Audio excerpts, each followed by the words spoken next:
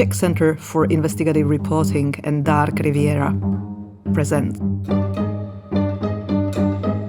Protagonista, a war room content project hosted by Pavla Holcová. Protagonista puts investigative reporters at the heart of the story. Stevan Dojčinović discusses the dangers of being an investigative reporter in Serbia, a country where gangsters are portrayed as heroes in mass media and where even the judiciary has been co-opted by organized crime.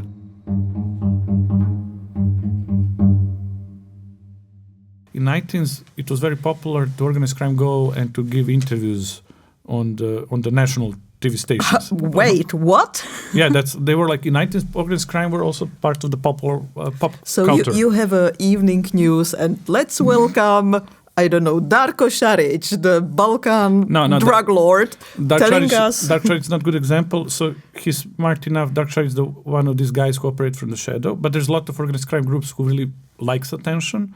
And yes, you have them giving interviews and everything in 19th. But about you have them what? now. You have about them now. Politics or about cocaine trade? About life, they're just... this is really bad, but it's completely destroys society. They treating them as some sort of like celebrity. Same like if you call like a singer, and movie director, same question, they live questions like, and you have TV shows nowadays in Serbia hosted by organized crime. They're not just guests; they host the show. So let's like, and what like you, I mean, you have really, I just can't wrap my head. What are they talking about? You have organized crime guy inviting organized crime guy talking about garden or interior design? No. Many times they're like coupling. You have like, for instance, Christian Golubovic. Let's say he was very famous organized crime figure from 19th. So he was involved in a lot of like violent things like stabbing, shooting, murders. He was also in jail for selling like heroin, so distribution of heroin. So like, and what's interesting, he used a church to sell heroin. So he was like literally doing. He was arrested because it was takeover of heroin inside of the church, which was really funny because I hope it's Orthodox church. Orthodox Serbian Orthodox church. Which is funny because these guys the state. really. and these guys, because these crime guys, they claim they're big patriots. They believe in, like, they're really big believers. And they literally in the church, he was selling, I don't know how many kilos of heroin. And so the police arrest him there. So anyway, so the guy was arrested for like all these sorts of crimes. And now, like in previous years, he's top celebrity, Talking about what? Oh no! You should saw this interview. It's cool. I like with him. Some criminals, they act like they're not involved in crime. With him, only thing is cool. He openly talks about crime. So there's one really for me. So you're watching it. There's one really legendary interview with him. So it's like this profile interview. When they record you in your home, you're walking. So he walks around Belgrade and like giving interview, and he was like throwing off his memories, going over the memory lane. But his memories oh, this tall building Beograđanka, I remember. This is the place where I first time stabbed man with a knife. So literally, you can imagine it's this. It's like a walk in the Belgrade when he's telling where he committed crime. Yeah, but like childhood memories, this place where I throw a bomb, I remember. Something like this. No, it's crazy. It's real. Public TV broadcasting. Yeah, it's like national frequency, this kind of, like, it's very cool. But and then what is most bizarre case, just to see how the crime is basically generally supported. Now, if you come back to the government, like this is, I think this all the government plan to also kind of legitimize crime, but in a way, everybody accepts it in a way like, so this guy, this Christian Golubovic was in a reality show. So this is the coolest story. So he was like one of the reality shows. I don't want. Is he young or old, or how does he look like? What should I imagine? He's big with like tattoos. I mean, he must be older now. So he's out. Big, bald. No, he has some hair, but he's big. Has tattoos. He spent like, I think, bigger part of his life he spent in prison than outside. So he's very white. Yes, he's white. And like, so the point is, so he was in a reality show. Mm-hmm. It was kind of this guy trying to make others to behave well, like usually these guys will do. So I think he was even more like kind of stopping fights, then. So, but the point is, what is the craziest thing? So he's in a reality show. And that time, like explained, there was this case when he was arrested for basically taking over the packages of heroin inside of the church. And he just got convicted for this case, okay? And then there was a time that he's supposed to go to prison to serve the sentence. Then he wrote a letter to the judge from reality, and he asked judge if can judge allow him. So check this. You cannot make this shut up. To allow him to stay in reality until he finishes in reality. Reality show, and then he'll come to serve the sentence for drug smuggling, and the judge approve it, man. Really, just approve it. This is like when I saw this, this is unreal. So the judge approved it because he's like in reality. So they wait him to finish reality and went to serve. Reality show. So the reality show was put on the first place before the justice. In a way, that's crazy.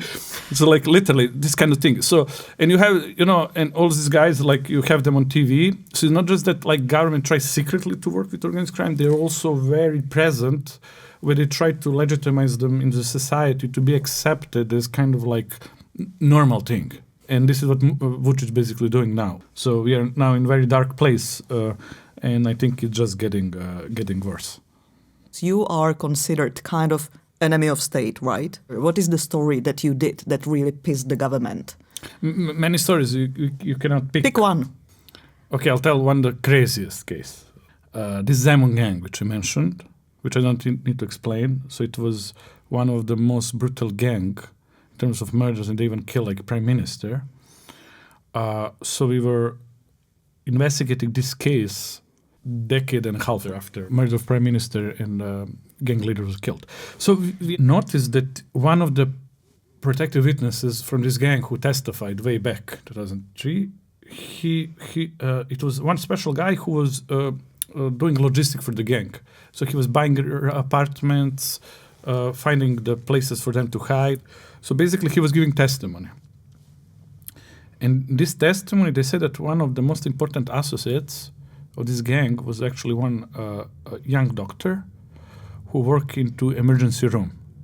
Because whenever they basically shoot somebody, some opponent criminal in Belgrade, but he survived, they needed this doctor to finish him off into emergency room. So basically, finish him off as to finish the killing. Yes, basically the guy survived, so they called this doctor, and he go and like basically as he inject them with something, and he killed them on the table.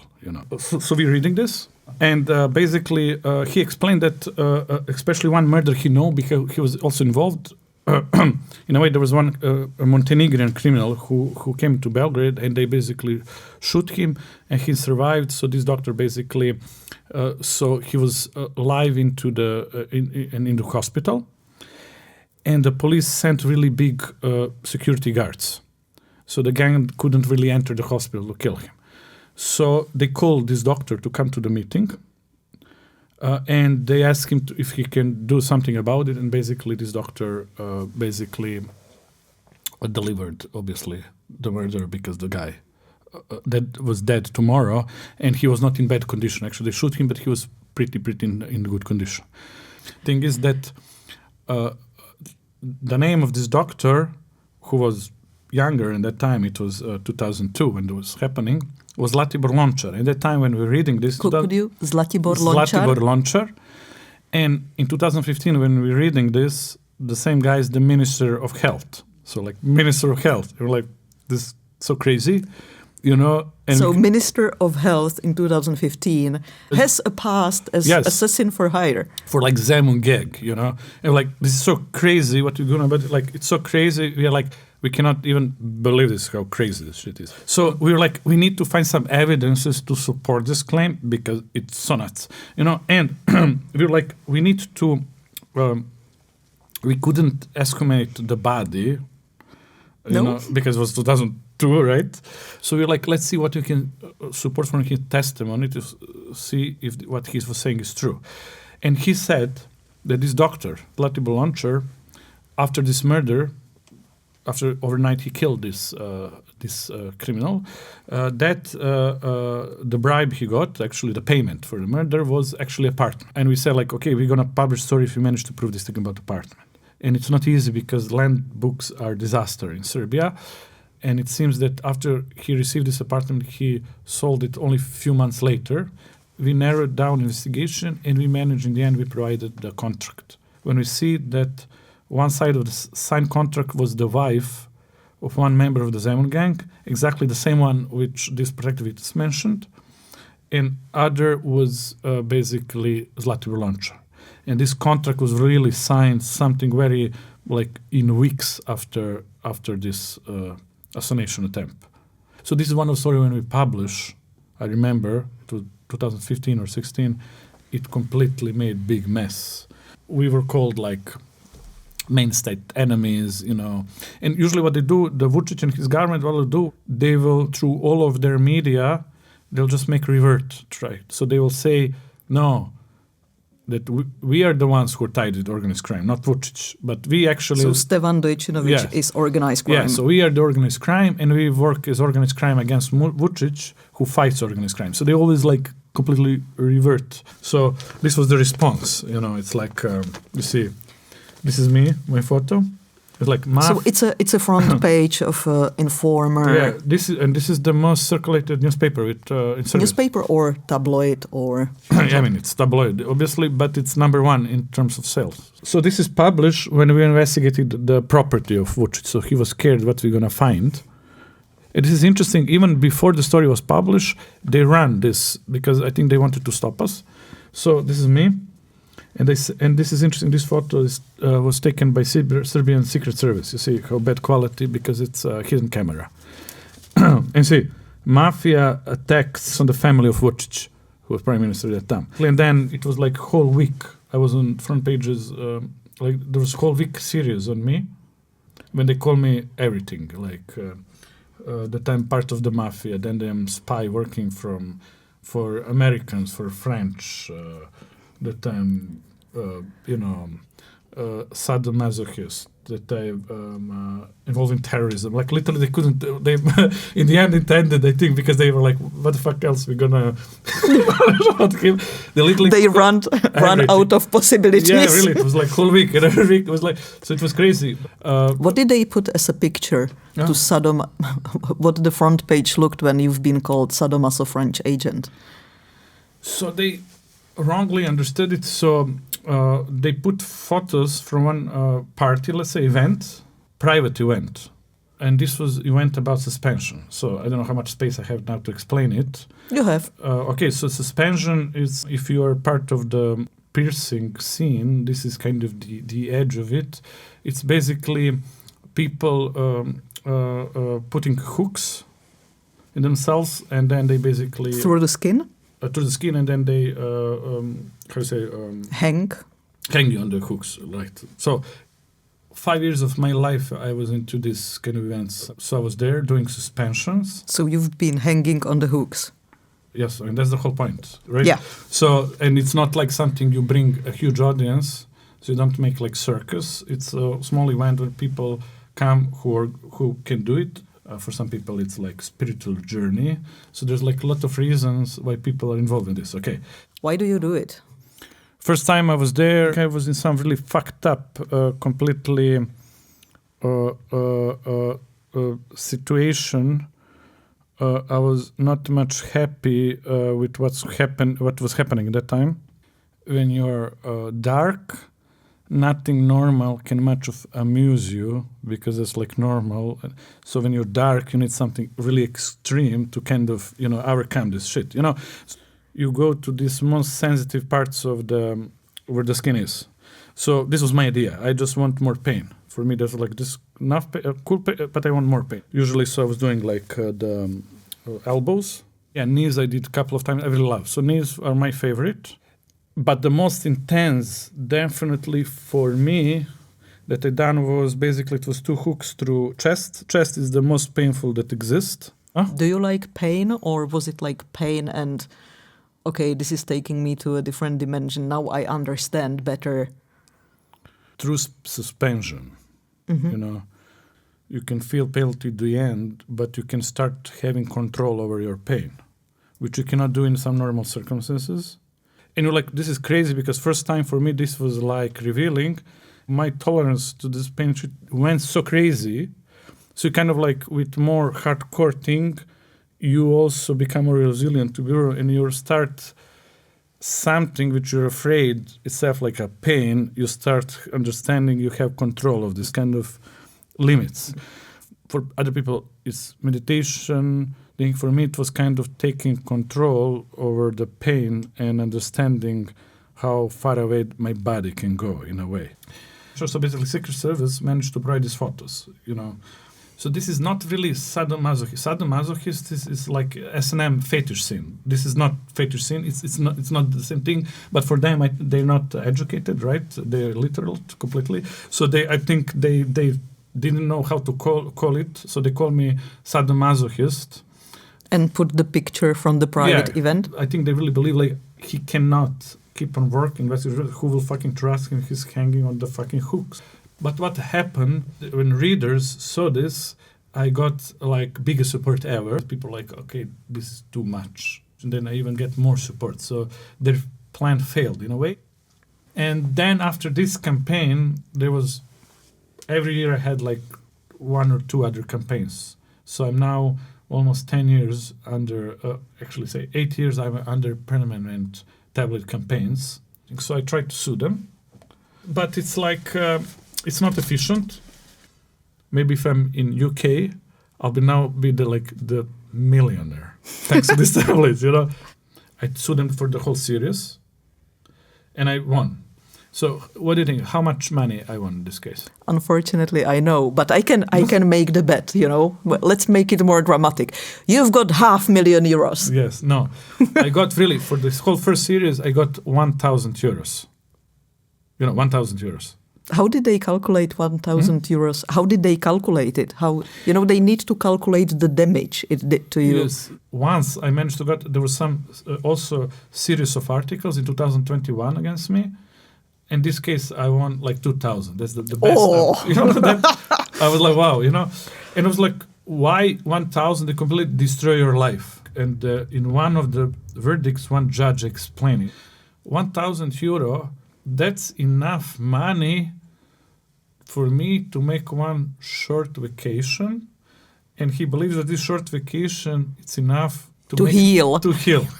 1,000. I mean, I cannot get, you know, how much will cost me like 5 days in Prague, you know, like a ticket. I mean, like this judge said in this verdict that we should also not allow to kind of filing these lawsuits be a way for a person to enrich themselves. They must have thousands of active lawsuits. But they can pay all of this. They get away so cheaply. And for this reason, basically, the justice system in Serbia encourages them to be like this. Okay, so you've been under this kind of attack for 8 years now. What does it do to you in terms of health or mental health? Or yes. So how do you deal with it? Do you? Well, I mean, obviously, I mean, these things completely mentally destroy you in the long terms. So you just kind of understand you're not the same person. I'm not the same person I was like back then and now, you know. What changed? Huh? What changed? Well, I mean, you start getting riddled by a series of mental diseases which you cannot even fucking make a collection, you know. When you do organized crime reporting, many times you can get in this situation who are really frightening, who you can feel they are even life-threatening, which are very stressful situation, you know. Sometimes, you know, you get called by organized crime figure, you have really short amount of time to act on it. But the point is they last for like a day or two. The problem with this thing is they just kind of hitting you like small like drops for over like 8 years. You know, and they completely destroyed you. Not just this article. I can handle this article. So it will be a mix of these articles. Then all this mess that will be done by Secret Service and police that to you. And then you have all these politicians who are also giving like public statements against you.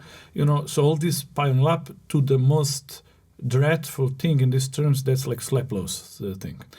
And when you add this, when for the first time you need to go to court, and then when you have corrupted judges who claim that everything what you do in journalism is completely wrong, and that they're the one who decide, and then when you get convicted, actually, for an article which is fact-checked, which is every correct, and you get convicted, and not just in one case, because we have 16 lawsuits now. You cannot live under anxiety for 10 years. If you're exposed to this a long time, it will really cause you severe mental problems, because nobody can work for such a long period of time in completely unfriendly enemy conditions. So why don't you give up?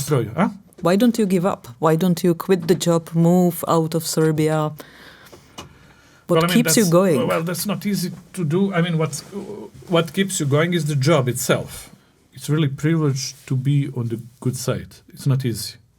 The majority of society is sucked up with the government. Even if they don't vote for governments, don't support government, over 12 years, Vučić managed to suck everyone in. It's really hard to do your job in a way not to be controlled by the government. So it's really privileged being in this position. What means it's privileged to be the good guy? Yes. There is some kind of little bit of, let's say, healing gives you that you're not under control. What is the probability someone will kill you? Like in Slovakia, let's say, in this point of Serbia, say, since nobody was still killed, I still believe it's kind of too much they will do it, but we should not be naive. So the way how we treat this in KRIK, we try to be as safe as possible. So we have a lot of basically security measures that we're taking, especially when doing this risky stuff. So we really take it seriously. Like say, I don't think it would happen, but we act like it could happen.